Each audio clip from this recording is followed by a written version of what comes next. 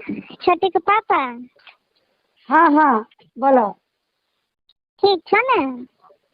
हाँ हाँ सब ठीके छे। काम पे आवे छियो।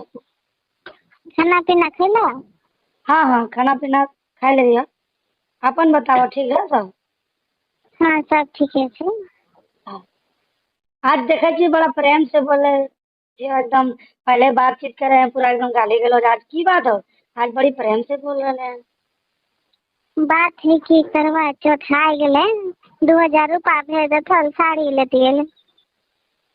तो करवा चौथ करा दू दशहराम तोरा 2000 रुपया हम भेजने रही कि बार बार की पैसा गाछो से निकले है कि पेड़ से निकले हैं तो हम 2000 रुपया करवा चौथ करे हैं फिर वो दशहराम तोरा 2000 देने रही की बात है? सब परेशान कर जाए अपने हमारा काम धंधा पूरा ठप चले है कि घास से पेड़ से पौधा से पैसा निकले है कि बार बार हमारा बोला कि 2000 रुपया पैसा है।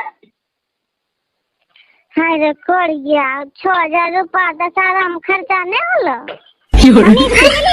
बाल बच्चा जब साकर जन्माए के रखले थे दशहरा में खर्चा की कर लियो? राशन पानी नहीं लान लियो?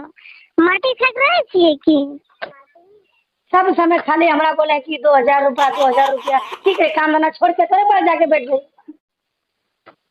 अगर कोरिया तो 2000 रुपया नहीं भेजली, अगर हम करवा चौथ नहीं कर लियो तो छठ पूजा में घर अबे न करबी। हाँ हाँ देबो एकदम। पर चढ़ के आ तब चलनी से तोहर मुंह देखबो।